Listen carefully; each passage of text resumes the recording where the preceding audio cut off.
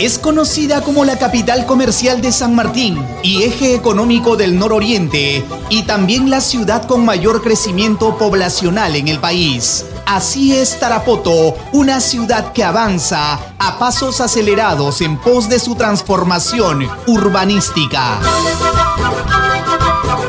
De mi linda canción, porque ella es mi lucero, ay, pero si llega el otro jardinero. Pero retrocedamos en el tiempo a conocer cómo se ha construido esta ciudad, cómo han sido sus años primigenios, sus costumbres, y que hoy se están perdiendo en forma acelerada. Ay, lindo lucerito. Eran épocas en que los carnavales se jugaban con talco aromático y serpentinas, en que las fiestas se alegraban con la Cubanacán Jazz, con el conjunto Ritmo y Melodía, la orquesta de Sixto Pérez, y de vez en cuando bajaba de Lamas la Johnny and Coco. Lola, con tu indiferencia a mi corazón. Eran épocas en que la luz eléctrica solo había el contorno de la Plaza de Armas desde las 6 de la tarde hasta las 9 de la noche. Nos estamos refiriendo a la década del 50, cuando Tarapoto tenía alrededor de 4.000 habitantes y solo había un carro y 3 motocicletas. Y en cada casa existía una linterna y un lamparín.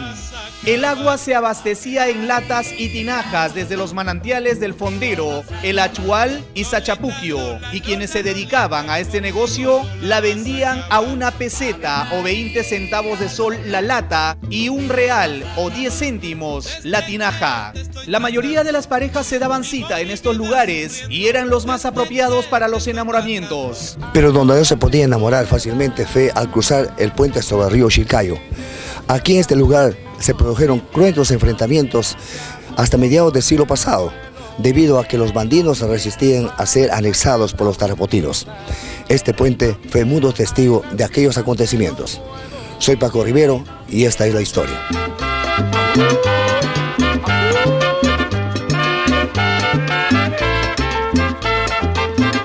Pero la historia de estos dos pueblos es un poco escabrosa, que ha ido ahondándose de una época a otra por intereses de los políticos de turno, quienes se irrogan poderes extremos sobre los pobladores hasta decir que tenían la tutela de todas sus familias. Porque los tarapotinos repudiaban a un grupo sodomita que existía del puente unos 20 metros hacia arriba del río Chilcayo. Ajá. ¿Quiénes eran? Entonces, los chimbinos, pues, ¿cómo van a meter un grupo sodomita como los primeros pobladores de Tarapoto? ¿Así? Yo no sé quién ha inventado eso. Así es, efectivamente, la historia de Tarapoto y los pueblos de la selva se han torcido por una serie de intereses de la época. Más detalles de estos escabrosos sucesos lo desentraña uno de los acuciosos investigadores de la Amazonía. El puente Chilcayo era el centro donde se enfrentaban. En la etapa colonial no ha existido enfrentamientos. ¿Por qué? Porque la banda de Chilcayo se llamaba Cumbasa y era una factoría de los curas franciscanos para hacer herramientas de hierro para los nativos que estaban en toda la zona de Ucayali Central, especialmente de un pueblo llamado Sarayá. Ya. Entonces eso, ahí. Y no había peleas, las peleas se han hecho en la República y ¿sí? También para reprochar pues, a esos famosos chimbinos. Paralelamente a estos enfrentamientos, el desarrollo comercial iba en auge por ubicarse Tarapoto en un lugar estratégico dentro del contexto amazónico. De ello da fe el sabio Antonio Raimondi durante su viaje realizado en el año 1869, cuyo contenido lo sintetizamos así. Tarapoto podrá por su ventajosa posición engrandecerse y superar a la misma capital del departamento, tan solo con abrir un buen camino de herradura desde la población hasta un punto del río Guayaga. En aquella época, toda la mercancía llegada desde Brasil a través del río Guayaga y de pronto comenzó a dinamizar la economía. En los medios comerciales se hablaba de una sola persona, don Julio Samaniego Paz, el más potentado de los comerciantes, que llegó a tener 11 tiendas y ello le valió para fundar la Cámara de Comercio de San Martín y a la vez era el alcalde de la ciudad. Ave María Lola, conmigo vas a acabar. Cuando te miro llover. En esa época llegó desde Trujillo un jovencito inquieto y deseoso de abrirse nuevos horizontes, como muchos colonos que aún siguen llegando a estas tierras. Nos referimos a don Salmón Yengle Rodríguez, quien 60 años después regresó de Trujillo y desempolva su cofre de recuerdos para volver al pasado y narrarnos de aquellos años maravillosos. ¿Cómo llegó don Salmón Yengle Rodríguez? ¿En qué época llegó a la ciudad de Tarapoto? Bueno, en mi libro lo estoy transcribiendo todas mis vivencias, como usted dice, ¿no? Yo llegué el año 1946 por acá, pasé por este lugar y luego entré más por el Guayaga, por Guayabamba, me fui hasta 2 de Mayo en el río Guayabamba. Las radios eran a pilas y solo se escuchaban las de onda corta. En la ciudad se escuchaba música por los altoparlantes de los cines Victoria y Central, que solo sonaban por las noches. Lo novedoso fue cuando ese inquieto Salomón Yengle formó el primer equipo de narradores de noticias y que fue un motivo más para que la gente se diera cita a la Plaza de Armas a partir de las 6 de la tarde. Cuando usted llegó acá, donde se difundían las noticias, ¿quiénes lo conformaban este equipo periodístico?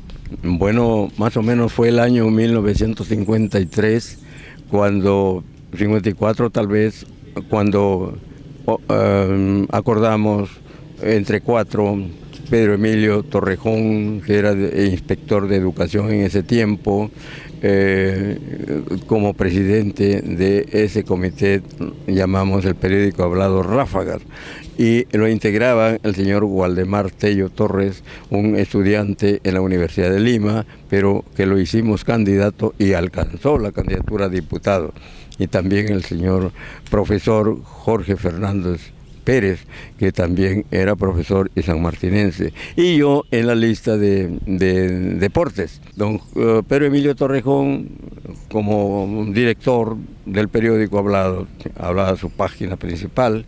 Luego entraba Waldemar Tello en defensa de los tabacaleros en ese tiempo. ¿Criticaba el estanco del tabaco? Lo criticaba el estanco del tabaco porque, bueno, se pensaba que era un abuso, que el estanco del tabaco recibía todo el tiempo el tabaco a los sembradores y los calificaba como de tercera calidad, siendo muchas veces pudiendo ser de primera o de segunda. Entonces ese abuso se consideraba como abuso, ¿no? Entonces, eso lo difundían. Eso Waldemar Tello se encargaba en defender a los tabacaleros. Jorge Fernández tomaba el programa de corregir el diccionario práctico del pueblo. Como por ejemplo, ¿qué? ¿Cómo se hablaba en aquel entonces? ¿Cómo está usted? Decían, ¿no? Y él corregía eso, ¿no?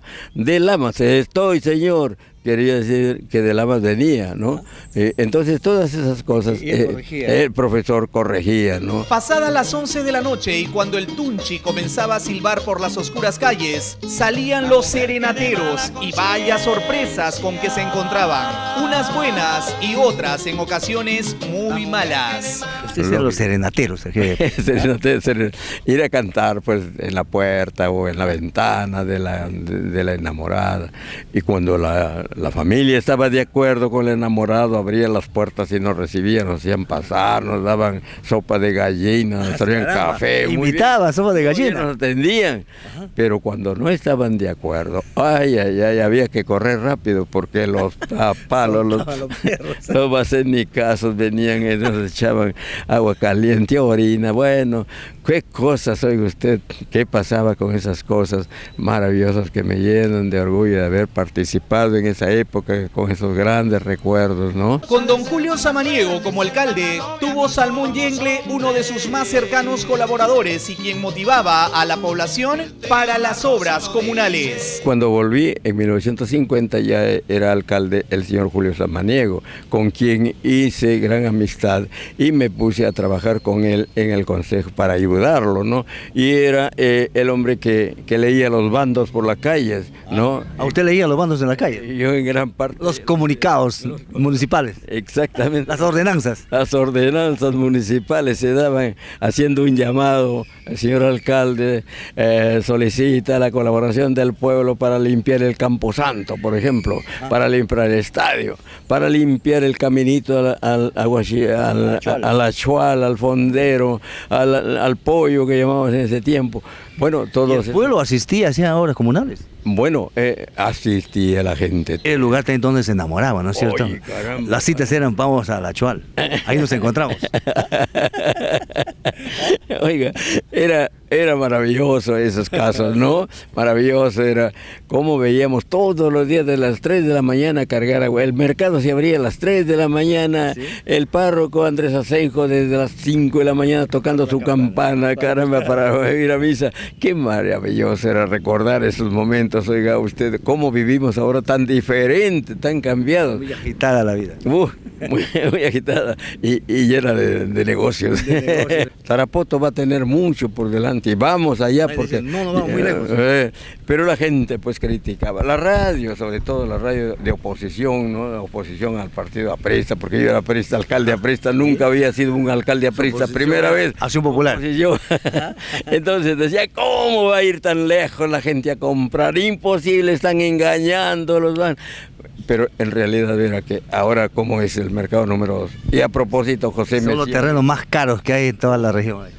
Ahora dice José Mesía cuando levantamos el mercado número 2, no, esto no va a ser suficiente, hay que hacer otro mercado en el Guayco, hay que hacer otro mercado en Partido Alto. 6 años después, volvimos a conversar con don Salomón Yengle a sus 93 años de edad y con la lucidez que le caracteriza, nos conduce al futuro para hacernos ver que hay mucho camino por recorrer. Gracias, Paco, gracias por tu interés que tienes siempre en alcanzar información al pueblo que no conoce, porque mucha gente aquí en Tarapoto ha venido de distintos lugares, pero no conoce la realidad, el origen, cómo se ha formado este desarrollo, cómo ha alcanzado esta grandeza de estos pueblos. Y va a seguir luchando, va mejorando.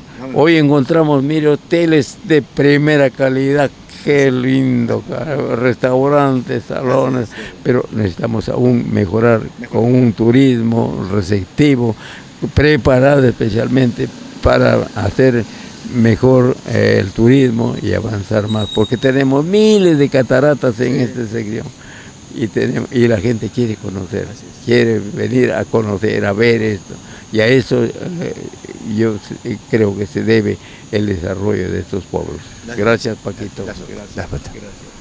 En esta ciudad se concentra la mayoría de las universidades nacionales, institutos, escuelas técnicas y también de las 28 empresas financieras como bancos, cajas rurales y los llamados banquitos de las ONGs que dinamizan la economía solidaria, conocida también como microempresas. Estas bondades la han convertido como la ciudad que está de moda todo el año.